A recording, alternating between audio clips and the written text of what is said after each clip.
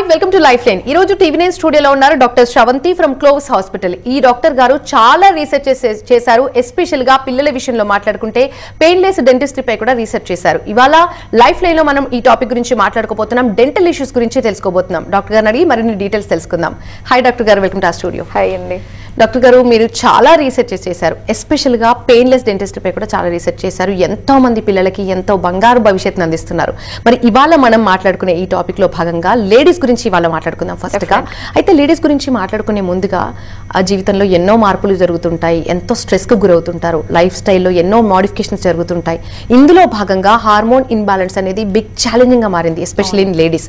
మరి ఇలాంటి వాళ్ళకి ఎక్కువగా హార్మోన్ ఇంబ్యాలెన్స్ జరిగినప్పుడు డెంటల్ ఇష్యూస్ కూడా చూస్తుంటాం. వీటి గురించి చెప్తారా డాక్టర్ గారు? ఉమెన్ లైఫ్ అనేది లైక్ 4 స్టేజెస్ కింద డివైడ్ అయి ఉంటుంది మనకి. Puberty, menstruation, pregnancy and menopause stage అనేది ఉంటుంది. సో ప్యూబర్టీ ఏజెస్లో pre pubertal and pubertal ages అనేది ఉంటుంది మనకి. సో ఇందులో ఎలా ఉంటుందంటే బ్లడ్ ఫ్లో అనేది చాలా ఎక్కువగా కనిపిస్తుంది కాబట్టి గమ్స్ అనేది వెంటనే స్వెల్లింగ్ అవ్వడము, రప్చర్ అవ్వడము, బ్లీడింగ్ అనేది రావడము. చాలామంది తల్లిదండ్రులు అరే మా అమ్మాయికి ఇది ఎందుకండి ఇలా అవుతుంది అని చెప్పేసి మన దగ్గరికి వచ్చిన వాళ్ళు ఉంటారు. అండ్ ప్యూబర్టీ ఏజెస్లో కూడా సేమ్ ఇలానే బ్లడ్ ఫ్లో అనేది చాలా ఎక్కువగా ఉంటుంది కాబట్టి గమ్స్ మీద చాలా అసలు పడుతుంది. తర్వాత మెన్స్చురేషన్ అంటే in adult ages, young adult and adult ఏజెస్లో కూడా ఎలా అంటే ఈ గమ్స్ చాలా లైక్ స్వెల్లింగ్ రావడం. ఇంకొకటి స్ట్రెస్ అనేది లైఫ్లో చాలా మందికి ఇప్పుడు చాలా వస్తుంది కాబట్టి like work stress, family stress చాలా ఉంటుంది, అది కూడా ఫీమేల్లో మేజర్గా. సో ఈ స్ట్రెస్, లైఫ్, నెగ్లిజెన్సీ, ఇంకొకటి యాక్ట్, ఇవన్నీ కలిపి ఓరల్ హైజీన్ అనేది చాలా తక్కువ అయిపోతుంది యంగ్ అడల్ట్స్ నుంచి అడల్ట్స్ ఏజ్ గ్రూప్లో. సో అప్పుడేమవుతుంది, మళ్ళీ గమ్స్ ఎఫెక్ట్ అవ్వడం స్టార్ట్ అవుతుంది. బ్లీడింగ్ అనేది చాలా ఉంటుంది, గమ్స్ మీద ఒక పొరల్లాగా లేవడము, రెడ్గా అవ్వడము, చాలా రెడ్డిష్గా కనిపించడము, ఇలాంటి వస్తూ ఉంటాయి అన్నమాట, కనిపిస్తూ ఉంటాయి.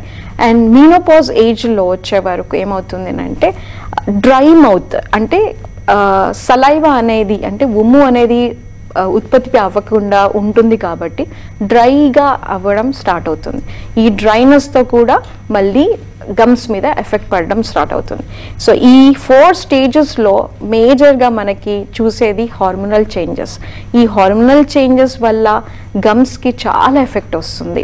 డాక్టర్ గారు, ఎస్పెషల్ ఇన్ ప్రెగ్నెన్సీ టైం చాలా మంది లేడీస్కి రకరకాల సమస్యలు ఉంటాయి. అందులో ఒకటి ఎక్కువగా బాదర్ చేసేది డెంటల్ ఇష్యూస్. చిగుళ్ళు చాలా ఇబ్బంది పెడుతుంటాయి, కొంతమందికి లూజ్ అయిపోతూ ఉంటాయి, బ్లీడింగ్ అవుతూ ఉంటుంటుంది, స్మెల్ వస్తూ ఉంటుంది, రకరకాల ఇబ్బందులు చూస్తుంటాం. జనరల్గా దీన్ని ఓవర్కమ్ చేయాలంటే ఎలా చేయాలంటారు డాక్టర్ గారు? ఆ టైంలో ఏ ట్రీట్మెంట్ తీసుకోవాలన్నా భయపడుతూ ఉంటారు. అవును, యాక్చువల్గా ప్రెగ్నెన్సీ అనేది 3 ట్రైమిస్టర్స్ కింద డివైడ్ చేస్తాం, first, second and third trimester. So ఈ ప్రెగ్నెన్సీ డ్యూరేషన్లో ఏమవుతుందంటే estrogen and progesterone hormones levels అనేది ఇన్బ్యాలెన్స్గా ఉంటుంది. అంటే ప్రొజెస్ట్రాన్ లెవెల్ ఎక్కువ ఉత్పత్తి అవ్వడము, ఈస్ట్రోజన్ తక్కువ అవ్వడం, అలా అవ్వడంతో ఏమవుతుందంటే మేజర్గా గమ్స్ మీద ఎఫెక్ట్ పడుతుంది. ఏ హార్మోనల్ ఇన్బ్యాలెన్స్ అయినా కూడా మనకు కనిపించేది ఒకటేది గమ్స్ నుంచి బ్లీడింగ్ అవ్వడము, స్వెల్లింగ్ రావడము, వాసన రావడం చాలామంది చూస్తూ ఉంటారు. సో మేము యాక్చువల్గా ఈయన క్లౌడ్ డెంటల్లో ఏం చేస్తామనంటే ప్రెగ్నెన్సీ కౌన్సిలింగ్స్ అనేది చేస్తుంటాం. ప్రెగ్నెన్సీ కౌన్సిలింగ్స్, ప్రెగ్నెన్సీ ట్రీట్మెంట్స్ అనేది మనం ఇస్తూ ఉంటాం అన్నమాట. సో ఈ ట్రైమిస్టర్స్లో ఫస్ట్ ట్రైమిస్టర్లో 2 అపాయింట్మెంట్స్ కంపల్సరీ రావాల్సిందే. వాళ్ళు వచ్చి చెక్ చేయించుకుంటే సెకండ్ ట్రైమిస్టర్లో ఏదన్నా కావాలి, అవసరం ఉంది అనే ట్రీట్మెంట్ చేస్తాము. అంటే ఎక్స్రేస్ అలాంటివన్నీ తీయము, కానీ ఏదైతే అవసరం ఉందో ఆ ట్రీట్మెంట్ చేస్తాం. థర్డ్ ట్రైమిస్టర్లో ఒక అపాయింట్మెంట్ అనేది బుక్ చేసుకోవాలి. సో కన్ఫర్మ్ అయినప్పటి నుంచి ట్రీట్మెంట్ యాజ్ యూజువల్ గా తీసేసుకోవచ్చు. కన్ఫర్మ్ యాజ్ యూజువల్ గా అని కాదు, జస్ట్ డెంటల్ చెకప్స్ అనేది ఉండాలి. ఎందుకంటే యూజువల్ గా చాలా మంది ప్రెగ్నెంట్ లేడీస్లో పెయిన్ వస్తుంది, నాకు దవడపన్ను బాగా పెయిన్ వస్తుందని చాలా మంది వచ్చిన వాళ్ళు కూడా ఉంటారు. ఎందుకు అని అంటే ఇది క్యావిటీస్, అదే హైజీన్ సరిగ్గా లేకపోయేసరికి అండ్ బ్లడ్ ఫ్లో ఎక్కువగా ఉంటుంది. ఎందుకంటే పీరియడ్స్ అనేది ఆగిపోతాయి కాబట్టి అక్కడ బ్లడ్ ఫ్లో మొత్తం కనిపించేది గమ్స్లో. ఆ గమ్స్లో ఆగిపోయే వరకు ఇవన్నీ బయటపడుతూ ఉంటాయి. సో ఇలా మనం దాన్ని ఎలా ఇరాడికేట్ చేసుకోవాలి అని అంటే regular dental checkups, regular hygiene and doctor చెప్పినట్టుగా ఒక పద్ధతి ఉంటుంది బ్రషింగ్ టెక్నిక్స్ అనేది. ఆ బ్రషింగ్ టెక్నిక్స్ యూస్ చేసుకుంటూ మనం చేస్తే మంచిగా ఉంటుంది ప్రెగ్నెన్సీ టైంలో. డాక్టర్ గారు, ఈ మధ్య కాలంలో లేడీస్ని చాలా మందిని చూస్తుంటే స్మోక్ చేస్తున్నారు. ఇలా స్మోక్ చేసే లేడీస్లో ఎక్కువగా డెంటల్ ఇష్యూస్ కూడా చూస్తున్నాం. అవును. ఇది ఎంతవరకు వాళ్ళకి హార్మ్ చేసే అవకాశం ఉందంటారు? ఇంటర్నల్గా ఏమో కానీ బయటికి కనిపించే పళ్ళకైతే అది ప్రత్యక్షంగా మనం చూస్తున్నాం. వీటి ప్రభావం ఎంతవరకు ఉంటుంది అనుకోవచ్చు? ఈ మధ్యకాలంలో చాలా మందికి సోషల్ లైఫ్ అనేది ఎక్కువగా అలవాటు అయిపోయింది, పర్టికులర్లీ ఫీమేల్స్కి. లైక్ దే ఆర్ అంటే ఒక కాంపిటేటివ్ వరల్డ్లోకి వచ్చేసారు. స్ట్రెస్ కూడా అనేది బాగా ఎక్కువ అయిపోయింది. ఈ స్ట్రెస్ లెవెల్, సోషల్ లైఫ్ వల్ల చాలామంది హ్యాబిట్స్లో చాలా చేంజెస్ వచ్చాయి. అండ్ స్మోకింగ్ అలవాటు అనేది చాలామంది ఇన్కల్కేట్ చేసుకుంటున్నారు. అండ్ అది ఓవర్కమ్ అవ్వడానికి కూడా ట్రై చేస్తున్నారు చాలామంది, బట్ పర్సంటేజ్ అనేది చాలా ఇంక్రీజ్ అయిపోయింది. సో స్మోకింగ్ వల్ల మేజర్గా గమ్స్ మీద, టీత్ మీద చాలా ఎఫెక్ట్ వస్తుంది. అండ్ యూజువలీ ఆ స్మోకింగ్ తీసుకునేటప్పుడు బాగా స్మోక్ వెళ్ళడం అనేది ఉంటుంది కదా, సో టీత్ మీద స్టెయిన్స్ అనేది కనిపిస్తూ ఉంటాయి. గమ్స్ కూడా చాలా ఎఫెక్ట్ అయిపోతాయి అన్నమాట. అది అంటే స్వెల్లింగ్స్ కనిపించకపోయినా కూడా టీత్ లూజనింగ్ అనేది చూస్తూ ఉంటాం. అంటే పళ్ళు ఊగుతున్నాయి, ఎందుకు ఊగుతున్నాయని వస్తారు క్వశ్చన్ మార్క్తో. ఎందుకు వస్తున్నాయి అని అంటే గమ్స్ సరిగ్గా లేకపోతే ఆబ్వియస్గా పన్ను అనేది లూజ్ అయిపోవడం అనేది చూస్తూ ఉంటాం మనం. ఇది యూజువల్గా చూసే క్యారెక్టర్స్ అన్నమాట. డాక్టర్ గారు, జనరల్గా ప్రెగ్నెన్సీ టైంలో కొన్ని పదార్థాలు తీసుకోవద్దు, కొన్ని పదార్థాలు తీసుకోవాలి, కొన్ని కంప్లీట్గా అవాయిడ్ చేయాలి. ఆఫ్టర్ డెలివరీ కూడా చూస్తుంటాం.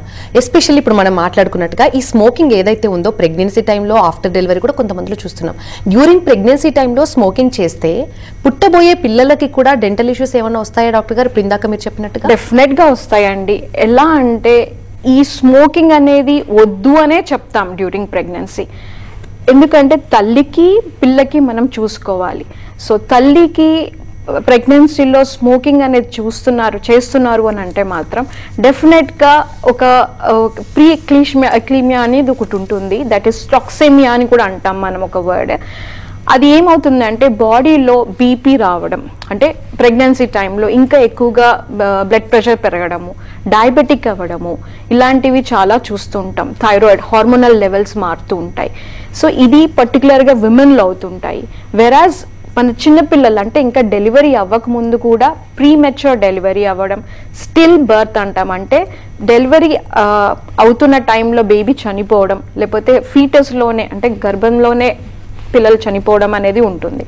ఒకవేళ ఆ టైంలో ప్రీమెచ్యూర్గా పుట్టినప్పుడు కూడా ఎలా వస్తుందంటే వాళ్ళకి మైల్ స్టోన్స్ అంటే ఉండాల్సిన క్యారెక్టర్స్ అనేది ఉండవు అన్నమాట. అంటే చాలా స్లో గ్రోత్ ఉంటుంది, చాలా స్లో గ్రోత్. అది మళ్ళీ పేరెంట్స్కి ఎఫెక్ట్ అవుతుంది. మెంటల్ డిస్టర్బెన్సెస్ అవుతాయి, బిహేవియరల్ డిస్టర్బెన్సెస్గా ఉంటాయి. సో ఇవన్నీ చూసే బదులు మనం స్మోకింగ్ అనేది స్టాప్ చేస్తే చాలా బెనిఫిషియల్. డాక్టర్ గారు, స్మోక్ చేసిన లేడీస్లో ప్రెగ్నెన్సీ టైంలో స్మోక్ చేస్తే ఆ పిల్లలపై ఎంత ప్రభావం ఉంటుందో, ఎస్పెషల్లీ వెయిట్ పై కూడా అంతే ప్రభావం ఉంటుంది. వెయిట్ చాలా తక్కువగా పుడతారని వింటుంటాయి. ఇది ఎంతవరకు నిజమంటారు డాక్టర్? ఇది చాలా నిజమండి. అదే చెప్తున్నాను కదా, ప్రీమెచ్యూర్ అనేది ప్రెగ్నెన్సీ చూస్తాం మనం. అంటే 27 వీక్స్కే డెలివరీ అవ్వడము, లైక్ ఆ డెలివరీ అయినప్పుడు కంపల్సరీగా లో బర్త్ తక్కువతో పుడతారు పిల్లలు. సో ఈ లో బర్త్ వల్ల మైల్ స్టోన్స్ అనేది తొందరగా రీచ్ అవ్వరు పిల్లలు అన్నమాట. అసలు పేరెంట్స్ పిల్లల పట్ల ఎట్లాంటి కేర్ తీసుకోవాలి డాక్టర్ గారు? యూజువల్గా ఇక్కడే పీడియాట్రిక్ డెంటిస్ట్ అనేది వస్తారు. సో పీడియాట్రిక్ డెంటిస్ట్ అని అంటే లైక్ మామూలుగా అడల్ట్లో మనం ఎన్ని వర్క్ చేస్తామో, ఏ డెంటిస్ట్ స్పెషాలిటీ వైజ్ ఎలా ఉంటుందో చిన్నపిల్లల్లో కూడా అలానే మేము అన్నీ చూసుకుంటాం అన్నమాట. ప్రతి బ్రాంచ్ అనేది కవర్ చేస్తుంటాం.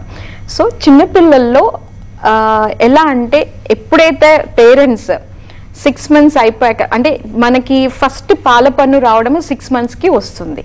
ఆ 6 monthsకి వచ్చినప్పుడు ఫస్ట్ విజిట్ అనేది కంపల్సరీ పెట్టుకోవాలి.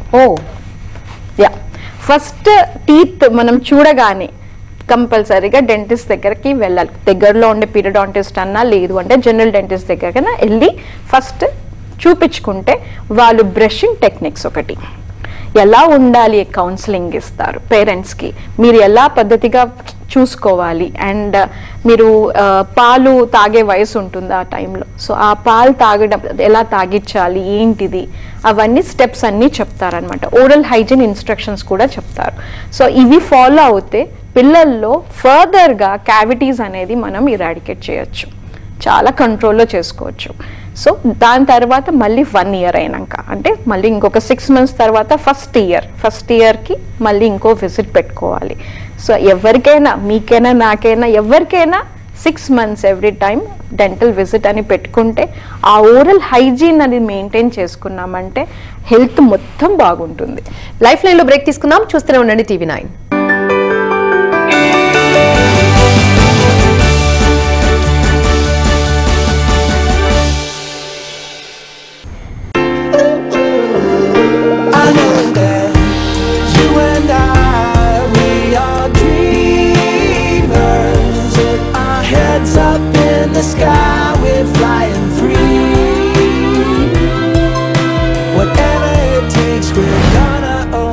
ఇండియా తన స్వప్నాలకు సిద్ధమవుతుంది.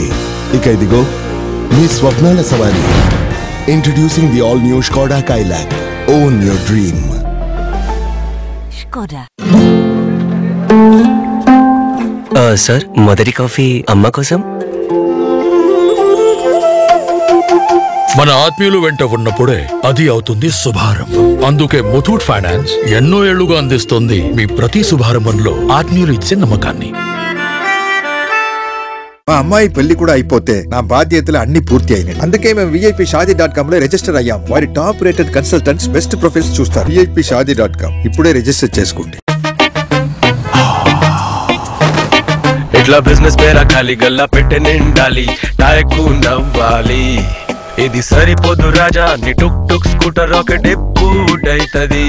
కేవలం దిష్టి బొమ్మను ఇన్స్టాల్ చేస్తేనే ఈ బిజినెస్ పెరిగితే ప్రతి బిజినెస్ వాళ్ళు ఇదే చేస్తారు. బిజినెస్ క్రెడిట్ తో పెరుగుతుంది. మీ దుకాణంలో UPI పే క్రెడిట్ ఉంచుకోండి. కస్టమర్లకు UPI పే క్రెడిట్ లభిస్తుంది. కస్టమర్లు పెరుగుతారు, వారి షాపింగ్ కూడా పెరుగుతుంది. అర్థమైందా? నేడే మీ పేమెంట్ పార్ట్నర్ తో కనెక్ట్ అవ్వండి. ప్రతి అకేషన్ కి PMJ, ప్రతి సెలబ్రేషన్ కి PMJ. Best in quality, best in design and best in value. 60 సంవత్సరాల లెగసీని కంటిన్యూ చేస్తూ PMJ మన కోసం world's biggest bridal and half sorry jewellery exhibition ని తీసుకొని వచ్చేసారు. 20,000కి పైగా డిజైన్స్, ఇంకా ఎన్నో అద్భుతాలు. 3 రోజుల పాటు ఈ ఎగ్జిబిషన్ జరుగుతుంది. ఈ రోజు, రేపు కూడా ఉంది. మంచి తరుణం మించిపోతే మళ్ళీ రాదు. మరి ఇంకెందుకు ఆలస్యం, బయలుదేరి వచ్చేసేయండి. తాజ్ కృష్ణ ఎమరాల్డ్. అందమైన కలల ప్రపంచంలో ఓ ఆడపిల్ల. ఆమె ఒకటి తలిస్తే తండ్రి స్వార్థం మరొకటి తలచింది. కానీ దేవుడు రాసిన రాత మరోలా ఉంది. కానీ బయటపడిన నిజంతో ఈ ఇద్దరి ప్రయాణం ఎలా ఉండబోతోంది? భానుమతి మార్చి 10న ప్రారంభం.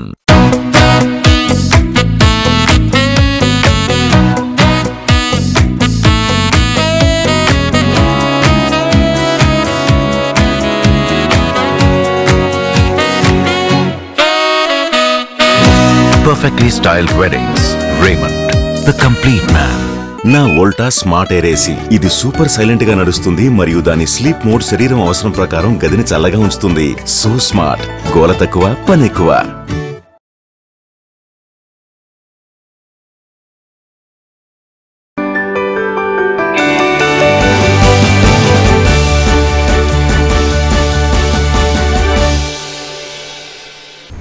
Welcome back.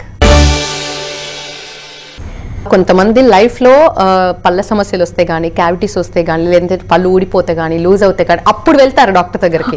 ఇప్పుడు మీరు చెప్పినట్టు చూస్తుంటే 6 to 9 monthsలో ఇనిషియల్గా ఒక పన్ను స్టార్ట్ కాగానే మీరు వెళ్ళి కన్సల్ట్ అవ్వాలి అంటారు. నిజంగా మీరు చెప్పినట్టు కాకుండా ఇందాక మనం మాట్లాడుకున్నట్టుంటే వాళ్ళ లైఫ్ స్టైల్లో ఎలాంటి ప్రాబ్లమ్స్ ఎదురయ్యే అవకాశాలు ఉన్నాయంటారు, ఎస్పెషల్లీ డెంటల్ ప్రాబ్లమ్స్?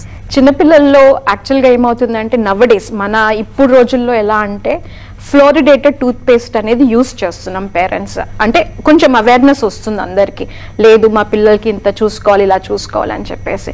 అయితే ఈ మార్కెట్లో దొరికేవి కూడా ఫ్లోరిడేటెడ్ టూత్ పేస్ట్ దొరుకుతున్నాయి. సో పేరెంట్స్ యూస్ చేస్తున్నారు. కాకపోతే ఏమవుతుందనంటే ఒక హిడెన్ కేరీస్ అనేది వస్తుంది చిన్నపిల్లల్లో. అంటే పైనుంచి మనకి ఏం కనిపించదు, నల్లగా ఏమీ కనిపించదు, ఒక స్పాట్ లాగా కూడా కనిపించదు. కానీ పిల్లలు పట్టుకొని అమ్మా అని ఏడుస్తూ ఉంటారు. సో దాన్ని అకల్ట్ కేరీస్ అంటారు, హిడెన్ కేరీస్ కూడా అని అంటారు కూడా.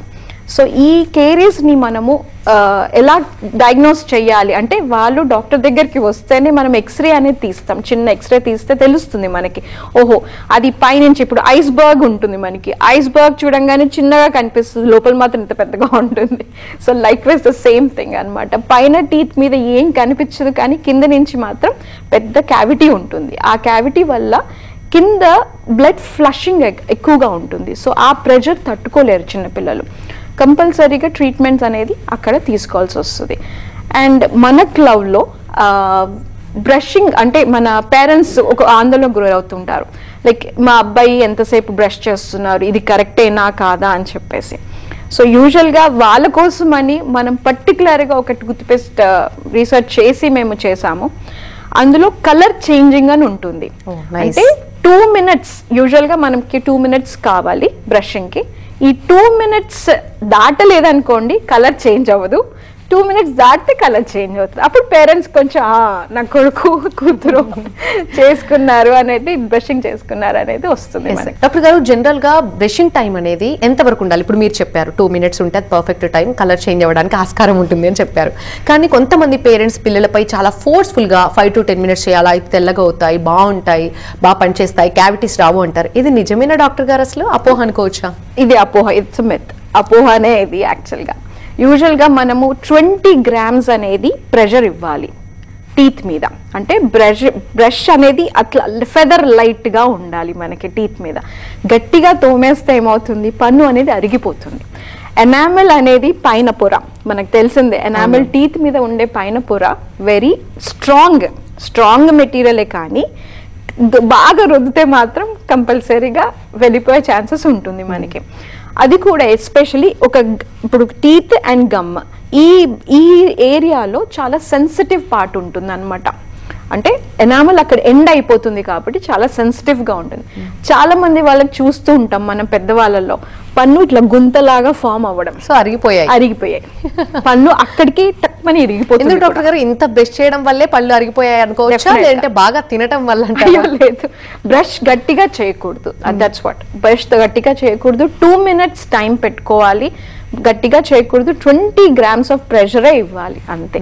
చాలా మందికి ఇది తెలియదు కదా డాక్టర్? చాలా మంది తెలియదు. అందరూ అదే అంటారు, మేడం నాకు ఎందుకు సెన్సిటివిటీ వస్తుంది ఇక్కడ అని అంటారు. డాక్టర్ గారు, జనరల్ గా ఒక పన్ను స్టార్ట్ అయితే డాక్టర్ ని కన్సల్ట్ అవుతే మీరు అన్నట్టుగా తర్వాత ఏం చేయాలి, ఎప్పుడు బాటిల్ ఫీడ్ ఇవ్వాలి, ఫుడ్ తర్వాత బ్రష్ చేయించాలా లేదా, ఇలాంటి ప్రికాషన్స్ చెప్తారు. ఇలాంటివి ఏమీ లేకుండా నార్మల్ లైఫ్ లీడ్ చేస్తూ బాటిల్ ఫీడ్ ఇస్తూ అలాగే బ్రష్ చేయకుండా వదిలేస్తే ఆ పిల్లలకి ఎలాంటి డెంటల్ ఇష్యూస్ స్టార్ట్ అయ్యే అవకాశం ఉంది. అండ్ ఈ మధ్య కాలంలో క్యావిటీస్ గురించి చాలా ఎక్కువగా వింటున్నాం, ఎస్పెషల్లీ ఇన్ కిడ్స్. వీళ్ళ పట్ల పేరెంట్స్ ఎలాంటి కేర్ తీసుకుంటే మంచిదంటారు? నేను ఇది స్టేజ్ వైజెస్గా చెప్తాను. ఫస్ట్ అదే ప్రెగ్నెన్సీలో వాళ్ళు తీసుకునే కేర్, కన్సల్టేషన్ సరిగ్గా లేకపోతే ఒకవేళ, సో బేబీస్ డెలివరీ అయినాక బేబీకి మనం ఫీడింగ్ ఇస్తాం. ఫీడింగ్ ఇచ్చినప్పుడు ఆ పాలు అనేది నోట్లోనే ఉండిపోతాయి, ఎందుకంటే వాళ్ళకి మింగడము అలాంటివన్నీ తెలీదు. వెరీ స్మాల్ ఏజ్, చిన్న ఏజెస్ వాళ్ళు. సో అప్పుడు ఏమవుతుందనంటే ఇది ఓవర్ టైమ్గా అలానే ఉండడం వల్ల 6 monthsకి టీత్ అనేది రావడం చూస్తూ ఉంటాం. రావడమే పుచ్చుతో వస్తాయి కొన్ని పళ్ళు. చాలామంది కంప్లైంట్తో వస్తారు, మేడం ఎందుకు ఇట్లా నల్లగా వచ్చాయి, ఎందుకు ఈ పళ్ళు ముందు పళ్ళు ఇరుగుతున్నాయి, నల్లగా ఎందుకు ఉంటున్నాయి అని చెప్పేసి అంటారు. దీన్ని నర్సింగ్ బాటిల్ కేరీస్ అని అంటాం మనం. సో అంటే ఎర్లీ చైల్డ్హుడ్ కేరీస్ అని కూడా అంటాము, ముందులో నర్సింగ్ బాటిల్ కేరీస్ అని అనేవాళ్ళు. సో ఇది చిన్న పిల్లలు అంటే 2 years నుంచి 4 years వరకు ఈ ఏజ్ గ్రూప్లో ఫ్రంట్ టీత్ మేజర్గా కనిపిస్తుంటాయి, చిన్న పుచ్చుల్లాగా కనిపిస్తుంటాయి. అది ఎందుకనంటే ఇది రీజన్. ఒకటి ఏంటిదంటే పాలు ఇచ్చేటప్పుడు మనం జాగ్రత్తగా క్లీన్ చేయకపోతే అదొక రీజన్. ఇంకొకటి ఏంటంటే ఈ ర్యాంపెంట్ కేరీస్, అంటే ర్యాంపెంట్ అంటే ఇంకా ఎక్స్ట్రీమ్గా ఉంటుంది కొంతమందికి, అంటే లోవర్ టీత్ కూడా పాడైతాయి. సో ఇవన్నీ ఇరాడికేట్ చేయాలి అని అంటే మాత్రం ఫస్ట్ పేరెంట్స్ పాలు ఇవ్వగానే తూడడం అనేది పెట్టుకోవాలి. లేదు అంటే ఒక స్పూన్ వాటర్ అన్న తాగిపిస్తే అది లోపలికి మింగేస్తాం అనమాట. డాక్టర్ గారు, జనరల్లీ 6 months బేబీస్ ఉంటారు. ఇప్పుడు మీరు చెప్పినట్టుగా కొంతమంది బాటిల్ ఫీడ్ తీసుకునే వాళ్ళలో 6 months వరకు ఈవెన్ మనం ఒక స్పూన్ వాటర్ కూడా తాగించలేని సిచ్యువేషన్స్ చూస్తుంటాం. మరి అలాంటి వాళ్ళలో ఏం చేయాలంటారు? గుడ్, లైక్ మన దగ్గర ఏమి దొరకలేదు, అంటే పేరెంట్స్కి ఏమి దొరకలేదని అంటే తన కొంగు అన్నా సరిపోతుంది, కొంగు ఇలా చుట్టుకొని తుడవడం అనేది పెట్టుకుంటే బాగుంది. సో పళ్ళు స్టార్ట్ కాకముందు చిగుళ్ళని కూడా తుడవాలి. ఓ వెరీ నైస్ డాక్టర్ గారు. చిగుళ్ళని తుడిస్తేనే ఇవన్నీ మనం కంట్రోల్లో చేసుకోవచ్చు. సో ఒక కాటన్ క్లాత్ తో ముందుగానే చిగుళ్ళని క్లీన్ చేసుకొని కొంచెం వాటర్ పెట్టి తుడుచుకోవడం బెటర్. ఎస్ డాక్టర్ గారు, ఇప్పుడు మీరు చెప్పినట్టుగా అసలు పళ్ళే రాలేదనుకోండి పిల్లలకి, పళ్ళు రాని పిల్లల పట్ల ఎలాంటి కేర్ తీసుకోవాలి, అంటే పళ్ళు వచ్చే ముందు ఎలాంటి జాగ్రత్తలు తీసుకుంటే మంచిగా వస్తాయంటారు? యూజువల్గా మనము జెనెటిక్స్ కూడా ఇంపార్టెంట్ ఇందులో. జెనెటిక్స్ ప్రెగ్నెన్సీ టైంలో సలైవా అంటే పేరెంట్స్ ఫిజికల్గా మనకి రిలేషన్ ఉంటుంది అమ్మకి బేబీకి. సో కొన్ని పాస్ అయ్యే బ్యాక్టీరియా పాస్ అయ్యేది కూడా ఉంటాయి అన్నమాట. సో గమ్స్ మీద అప్పుడే ఉంటుంది. అందుకే పేరెంట్స్ ప్రెగ్నెన్సీలో కొంచెం షుగరీ థింగ్స్ అనేది చాలా తక్కువ చూసుకోవాలి.